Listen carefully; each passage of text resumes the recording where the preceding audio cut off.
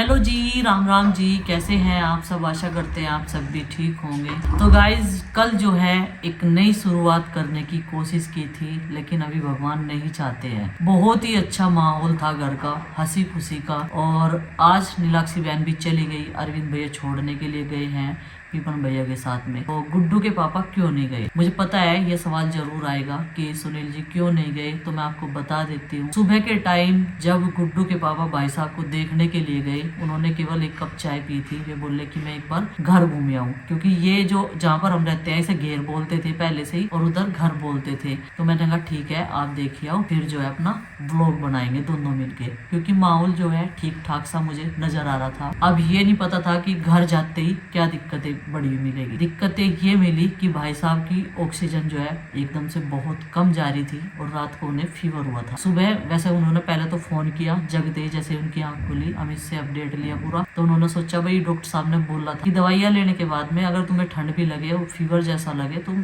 घबराना मत। लेकिन भाई साहब जो है घर आते ही फिर से वही टेंशन लेने लगे, और उनकी ऑक्सीजन, एक उनके फेफड़ों में भी दिक्कत है, उसकी वजह से उनकी तबीयत सुबह भी बहुत ज्यादा बिगड़ी हुई थी। जिस टाइम गुड्डू के पापा 8:30 या 9 बजे के करीब वे गए थे उन्हें देखने के लिए। फिर उन्होंने हमें बताया भी नहीं, वो ना घर पे जाते ही उन्हें देखते ही तुरंत बाइक पे ही लेके चले गए। मतलब उन्होंने इतनी सी भी देर नहीं करी कि हाँ मैं गाड़ी लाऊं यहाँ पे निकाल के, क्योंकि गाड़ी निकालने में टाइम लगेगा, वहाँ पे ले जाके। तो वे तुरंत उन्हें बाइक पे बैठाया, कंबल उड़ाया और ऐसे ही लेके चले गए। तो जाते ही देखा वहाँ पे उन्हें एडमिट कर दिया। कई सारी प्रॉब्लम्स भाई साहब की, बीपी बढ़ जाता है बहुत ज्यादा। एक चीज और बढ़ी हुई है, उसका नाम मुझे याद नहीं है। तो कई सारी बीमारियां एकदम से, कुछ टेंशन ऊपर से घर जाती। घर आए थे, मैंने आपको दिखाया था, बच्चों को चॉकलेट्स वगैरह दी। काफी अच्छा माहौल था घर का, सबने आराम से खाना भी खाया, भाई साहब ने भी खाई थी एक रोटी। तो ये नहीं पता था कि सुबह फिर से ऐसा ही हो जाएगा। तो वे तो फिर 3 बजे आए थे गुड्डू के पापा उनके पास से खाना खाने के लिए। उन्हें संजय जी लेके आए थे, वे डायरेक्ट वहीं पे चले गए हॉस्पिटल में ही। तो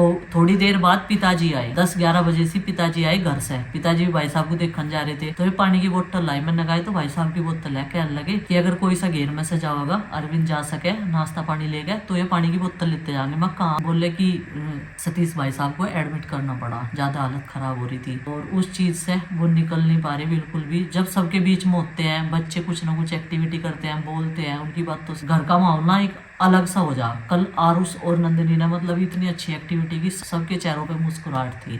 तो हमें ये नहीं पता था कि इतनी तबीयत बिगड़ी हुई है। उन्होंने फोन करके भी नहीं बताया। जब पता चला फिर मैंने फोन करके पूछा, बोले कि ऑक्सीजन हटने के बाद में पता चलेगा कि तबीयत कैसी है, अभी तो लगी हुई है ऑक्सीजन। फिर 3 बजे वे आए, जब तक मैंने खाना तैयार कर दिया था। फिर अरविंद भैया, अंकित और अमित का खाना लेके गए वहाँ पे, और संजय जी के साथ में गुड्डू के पापा घर आ गए थे। क्योंकि हमारा जो कंप्यूटर था वो मैंने बताया था कई दिन का खराब था, तो मैंने संजय जी को बोला था कि आप संडे वाले दिन आ जाना जरूर, अगर ये ठीक होगा ठीक है, नहीं तो फिर उसे भिजवाना ही पड़ा। जब नीलाक्षी बहन गई तभी वो मुजफ्फरनगर उतार देंगे उसे, वो ठीक होगा। मदरबोर्ड उसका बिल्कुल डेड हो गया। पता नहीं जी कब तक ये उथल पुथल लाइफ में चलती रहेगी। उस पल को याद कर रहे कि कितना अच्छा खासा सब कुछ चल रहा था, छोटी मोटी बीमारियां वे ठीक हो जाती थी, हॉस्पिटल में एडमिट होने से पंडा छूट रहा था, घर पे ट्रीटमेंट हो जाता तो सब कुछ सही था। तो ये सारी चीजें, दवाइयां ले आए, चलो भाई अपना ट्रीटमेंट चल रहा, घर पे केयर हो रही, खाने पीने की इतनी सारी प्रॉब्लम्स। तो किसी ने मेरे से पूछा कई बार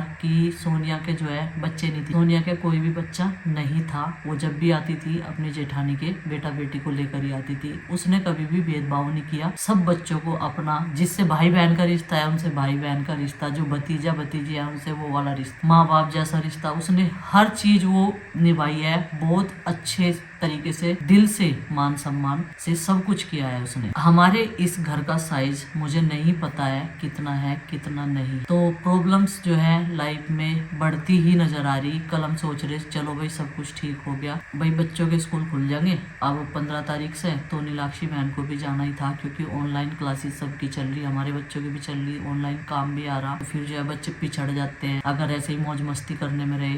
सारे बच्चे बाद में रो रहे थे, आरुष भी हो गया बुआ जी चली गई, मतलब मतलब उसे ये पता है अगर बोजी रहेंगे तो सार्थक एंजल भी रहेंगे। मैंने कहा कोई नहीं, फिर आ जाएंगे, तुम चले जाइए। अब फिर गुड्डू के पापा वहीं पे चले गए थे। 8:30 बज चुके हैं। शाम के टाइम मैं कई दिन से सोचती हूँ कि सुबह के टाइम अपना व्लॉग दोनों अच्छे तरीके से बनाएंगे, अपना शॉर्ट भी बनाएंगे, अपने नए घर में खाना बनाएंगे, लेकिन वो सारी चीजें मैं कितनी भी कोशिश कर लूँ नहीं हो पा रही है। जब तक इंसान का दिमाग ठीक ना हो, मतलब रहे, ये टेंशन ही है एक प्रकार की, मेंटली प्रॉब्लम, दिमाग में पता नहीं कैसे कैसे विचार आते रहे इंसान के। इंसान का माइंड बिल्कुल फ्रेश ना रहे, अच्छा ना रहे, तब तक वो व्लॉग नहीं बना सकता। ये तो है कि बस मेरी थोड़ी सी कोशिश ये रहती है भाई काम का नुकसान ना हो, घर के काम के साथ साथ में, फिर इसीलिए हमारा पाल फैमिली व्लॉग्स जो है इतना लेट आता है। नहीं तो उसकी टाइमिंग 1 बजे की होती थी, 1 बजे से 2 बजे तक। बाद में हमारा रात को यूपी व्लॉगर बबली इस वाले चैनल पर आता है 8:30 बजे, इसकी भी टाइमिंग चेंज होगी। इसी बीच में ये 15 दिन में जो हुआ है ना, ये सब कुछ उथल पुथल हो गया। हमारा सारा काम का जो शेड्यूल था वो सारा खराब हो गया। रात में हम 11-12 बजे तक काम करके अपना सुबह का हमारा फ्री रहते थे, अपना काम निपटा के लेटते थे।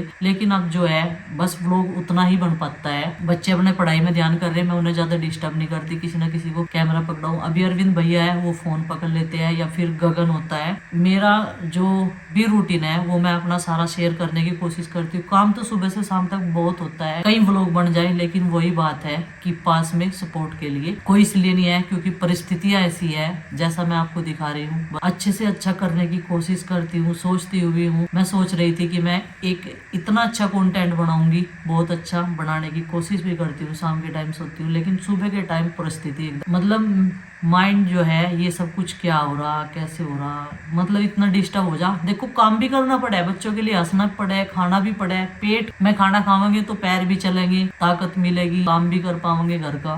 वही बात है कि सब कुछ उथल पुथल हो गया जीवन एकदम से। और आने वाले टाइम में क्या होगा ये भी नहीं पता, क्योंकि कुछ नहीं कहा जा सकता क्या हमारे साथ में आगे होने वाला है, क्या कौन कर रहा करने वाला है, कुछ नहीं कह सकते, हम कुछ भी नहीं कह सकते। लेकिन लाइफ जो है हमारी इतनी अच्छी खासी चल रही थी, हम दोनों देवरानी जेठानी इतने अच्छे से घर को संभाल रहे थे, लेकिन वो चीजें जो है किसी किसी को रास नहीं आई। उनकी साजिशें जो है बहुत चल रही, ये हो जा वो हो जा, लेकिन भाई उसे भी हम झेल लेंगे। अगर जिंदे रहे तो उसे भी झेलने की कोशिश करेंगे। बहुत कुछ चल रहा लाइफ में, यहाँ पे तो सारी चीजें बताई भी नहीं जाती। बड़ा दुख हो गया, इतना करने के बावजूद भी बड़ा दुख हो गया। ये सारी चीजें फेस करनी पड़ रही और सच्चाई जो है इंसान की सामने आ रही। तो बच्चों के सामने तो ये सारी चीजें बोलने भी नहीं जाती। बेटी के एग्जाम है 10th क्लास के, उसके लिए बढ़िया डिफिकल्ट समय है ये भी। तो उसे अपनी तैयारी करना, ऊपर से ये फैमिलीज की प्रॉब्लम्स जो है सामने आ रही, उन सब चीज से कितना भी दूर रख लो, लेकिन माइंड तो डिस्टर्ब होता है जब बच्चा समझदार हो जाता है कि हाँ ये क्या चल रहा है। इतना कुछ करने के बावजूद हम कितना भी अच्छा कर ले, एक बंदा आता है उस पर सारे पे पानी फेंक देता है। गलतियां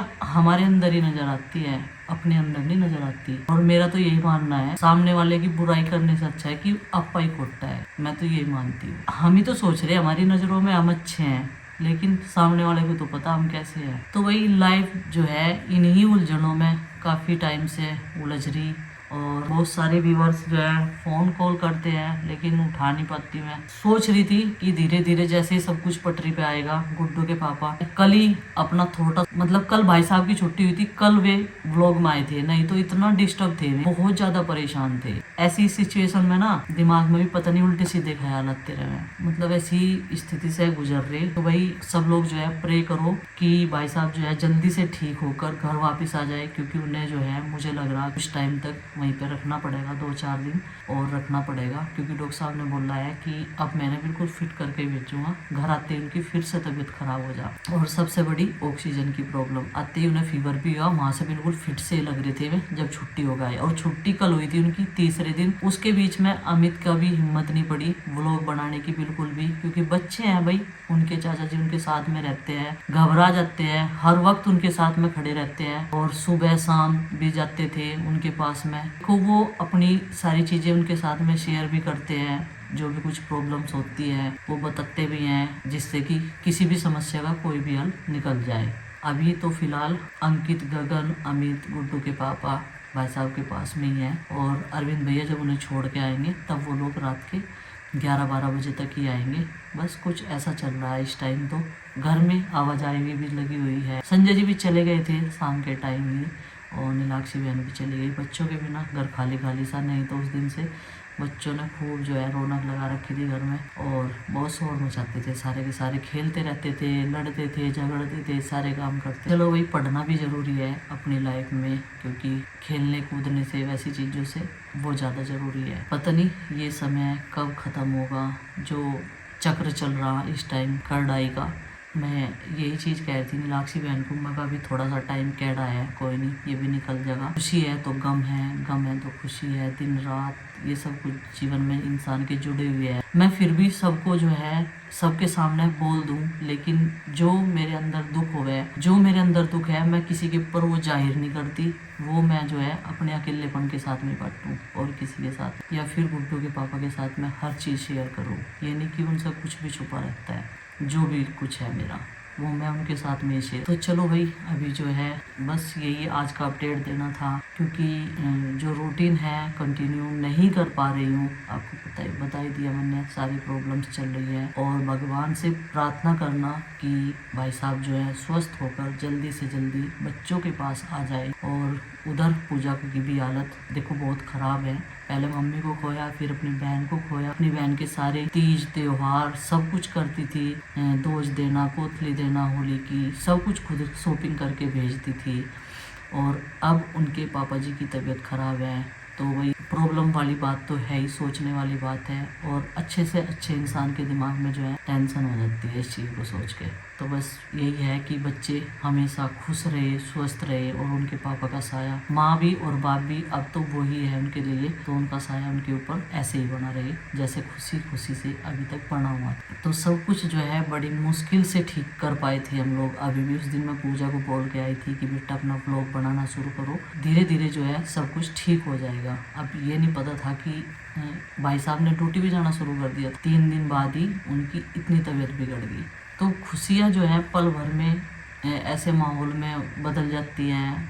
बड़ा झटका सा लगता है एकदम। जैसे 24 तारीख के बाद में 25 तारीख हो गई थी हमारे लिए, 24 दिसंबर से 25, और नया साल की शुरुआत तो अब की बार आपको पता ही है कैसी हुई है हम लोगों की। बस भगवान जो है खैर ही करे और सबको जो है खुश रखे, स्वस्थ रखे। शायद कुछ लोगों ने ब्लॉग जो है अच्छे से नहीं देखे हैं, और प्रीति के मम्मी पापा भी आए थे मिलने के लिए, बल्कि मैंने उन्हें एक रात रोका था। आए तो 3 के लिए ही थे, और व्लॉग उस टाइम पे हम ज़्यादा नहीं बना रहे। मैंने तो दिखाया भी था उन्हें थोड़े से, जब दिन में आए थे, और मैंने आलू गाजर की सब्जी उधर ही बनाई थी। अगले दिन सुबह वो अर्ली मॉर्निंग में निकल गए थे, क्योंकि फूफा जी को जो है ड्यूटी जाना था। और ऑपरेशन के टाइम पे प्रीति का भाई गौरव था वहीं पर। और मैं आपको बताऊं, गौरव को जैसे ही पता चला ना, हम लोग यहाँ से चले। वो बेहट के पास जहाँ पर साकुम्बरी है, सहारनपुर डिस्ट्रिक्ट में जो है वो जॉब करता है हॉस्पिटल में, वो वहीं से रात को ही चल दिया था 7 बजे।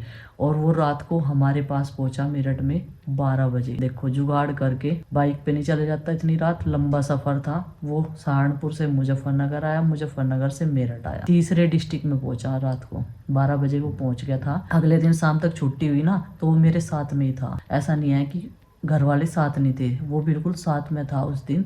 और फिर जो है 3-4 दिन बाद फूफा जी और बुआ जी भी आ गए थे देखने के लिए। ऐसा नहीं है कि वो आते नहीं, अपनी बेटी का पता नहीं लेते, ऐसा कुछ नहीं है भाई। माँ बाप के लिए सबकी बेटी वो दिल और जान से ज्यादा हो। कोई दिखा दे, कोई नहीं दिखाता, वो तो सब अपनी आत्मा के अंदर हो है। देखो